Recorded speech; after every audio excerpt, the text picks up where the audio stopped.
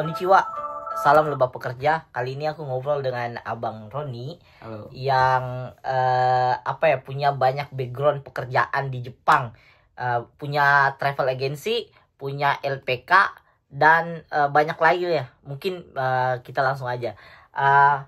Pertanyaan pertama, worth it nggak orang bekerja ke Jepang dan berusaha saat ini untuk bekerja ke Jepang?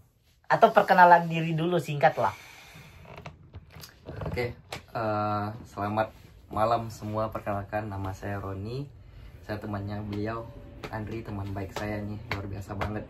Amin. Nah, kalau untuk worth it untuk bekerja ke Jepang, ya tergantung sih sebenarnya. Kalau bagi teman-teman yang belum punya pekerjaan tetap di Indonesia dan mencoba cari pengalaman baru, ya mungkin Jepang mungkin jadi salah satu opsi sih ya. Kalau worth it nggak worth itnya tergantung kitanya sih sebenarnya. Background kita kayak gimana. Cuman kalau menurut aku, kalau teman-teman lagi butuh kerja, pengen coba pengalaman yang baru, mungkin Jepang salah satu opsi yang cukup bagus. Jepang tuh butuh banyak pekerja nggak dari Indonesia? Dari Indonesia itu oke, secara umum Jepang butuh banyak pekerja. Nah, di samping itu mereka banyak juga yang senang sama pekerja dari Indonesia. Karena mungkin kita diajarkan ramah tamah. Pembawaan orang Indonesia itu dengan ramah tamahnya itu disenangi di Jepang. Oke, sekarang langsung ini aku tanya yang poin pentingnya aja untuk penonton. Apa yang penting yang mereka persiapkan? Maksudnya ke Jepang tuh ribet nggak atau gampang sebenarnya? Sebenarnya dibilang ribet enggak, kalau dibilang gampang enggak juga. Cuman yang harus dipersiapkan untuk ke Jepang itu adalah pasti bahasanya. Jadi kalau teman-teman udah punya bahasa Jepang yang bagus, itu menurutku itu nggak susah untuk ke Jepang dan lebih rajin gali informasi. Sebenarnya image-nya aja mungkin ya banyak yang berpikiran untuk ke Jepang itu susah. Ternyata setelah dijalani nggak sesusah itu sebenarnya. Yang penting punya dulu syaratnya. Syaratnya bahasa. Itu yang paling penting. Apakah ke Jepang itu harus masuk LPK atau enggak? Harus masuk LPK atau enggak? Enggak. Enggak, dengerin. Tapi apa yang penting mereka persiapkan dari sekarang kira-kira? Yang paling dipersiapkan. Oh iya, selain masuk LPK nih, apa yang opsi lain selain masuk LPK yang mereka bisa lakukan nih?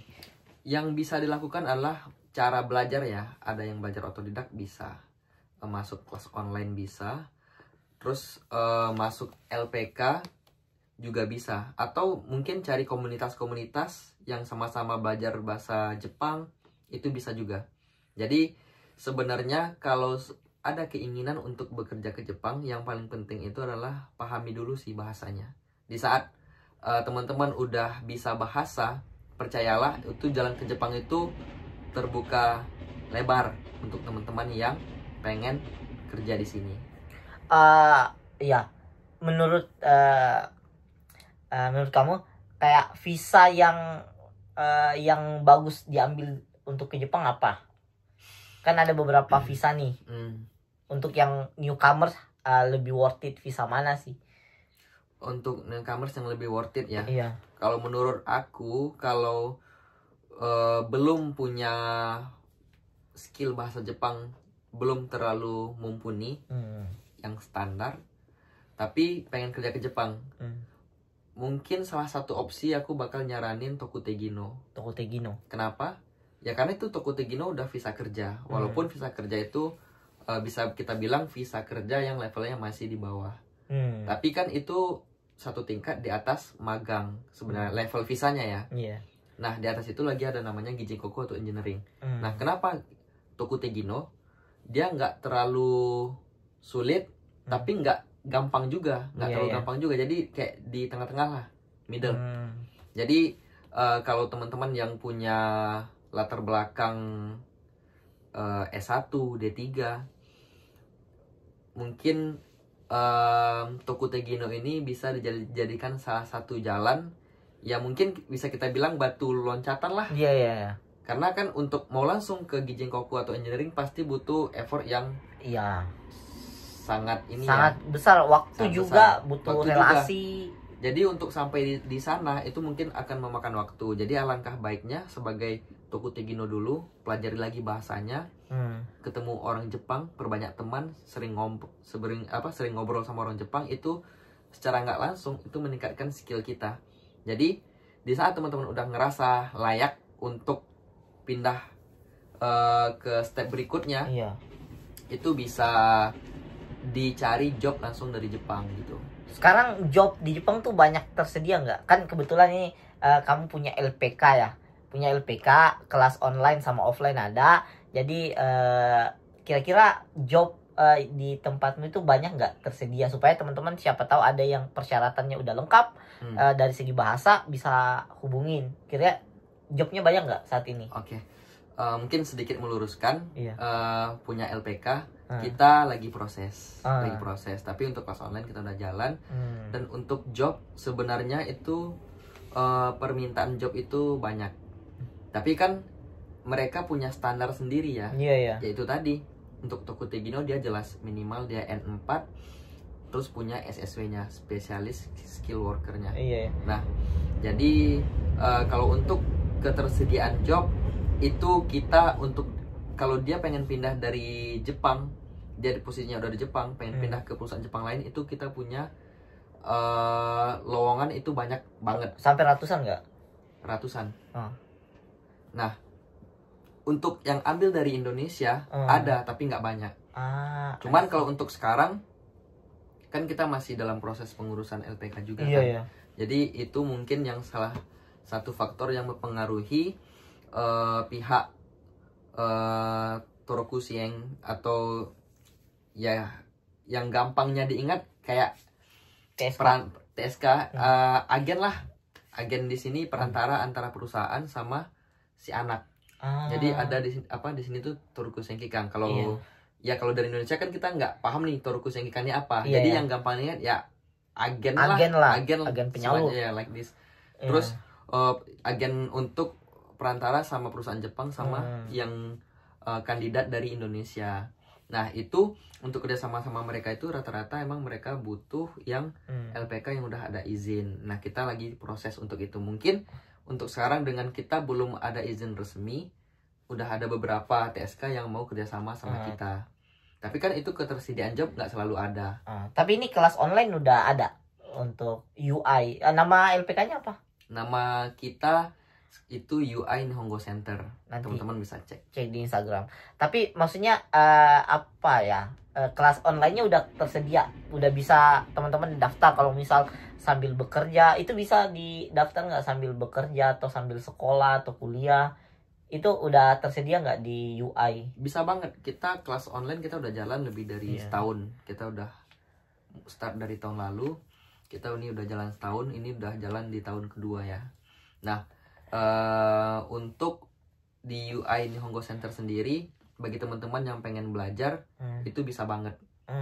Bisa banget. Itu kenapa kita ngadain kelas online juga? Ya salah satu targetnya itu kita adalah solusi nih bagi teman-teman yang pengen belajar bahasa Jepang tapi punya keterbatasan waktu. Nah, jadi kita sengaja buat itu kelasnya itu di malam hari atau di weekend.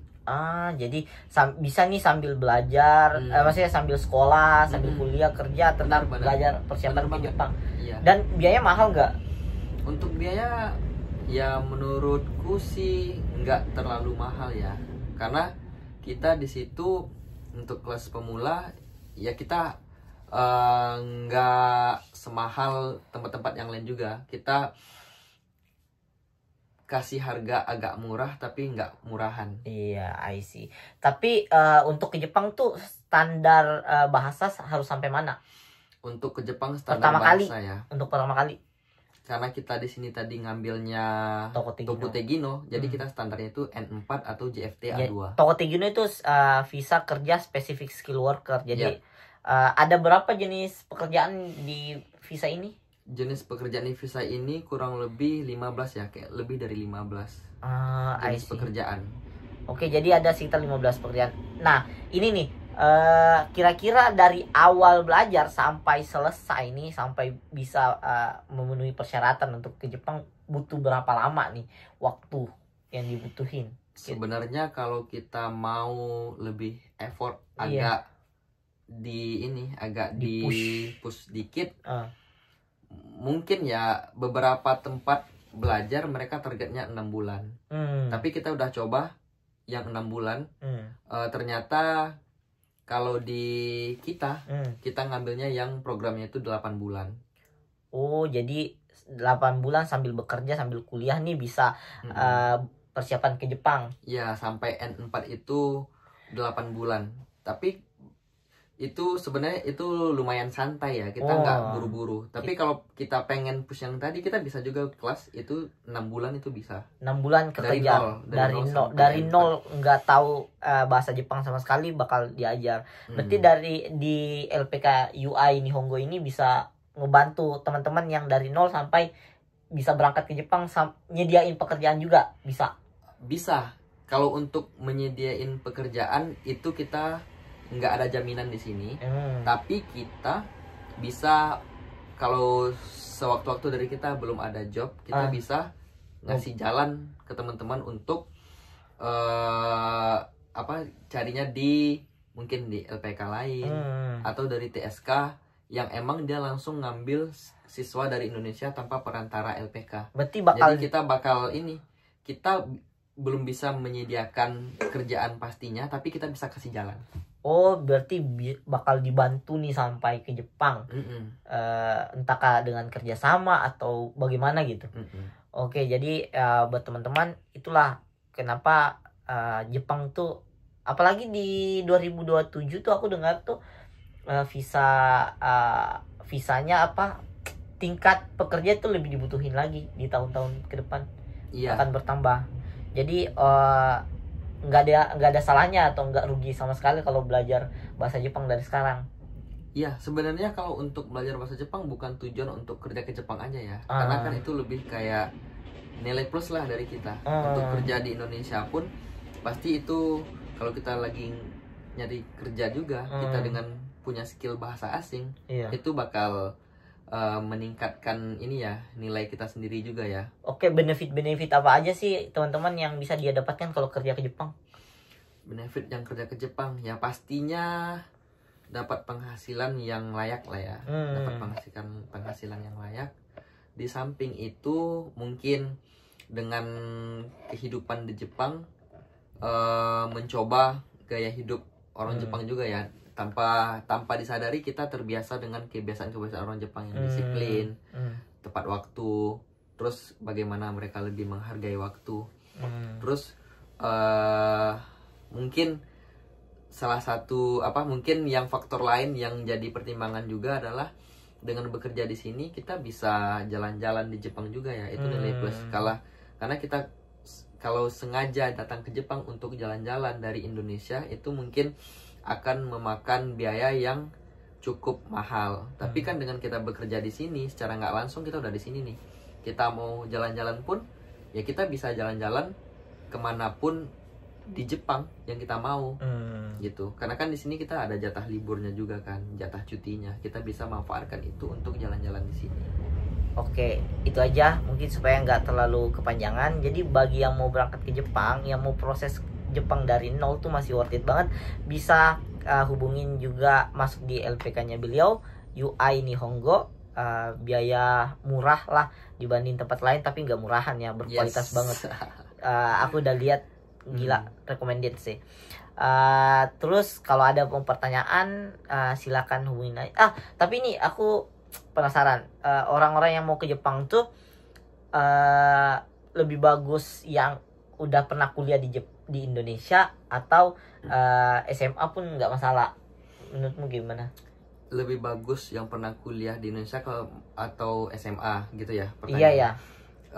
Menurutku kalau untuk kerja ke Jepang, teman-teman yang punya ijazah SMA itu bisa banget. Terus kalau bagi teman-teman yang punya ijazah kuliah seperti D3 atau S1, itu ada nilai plus lagi.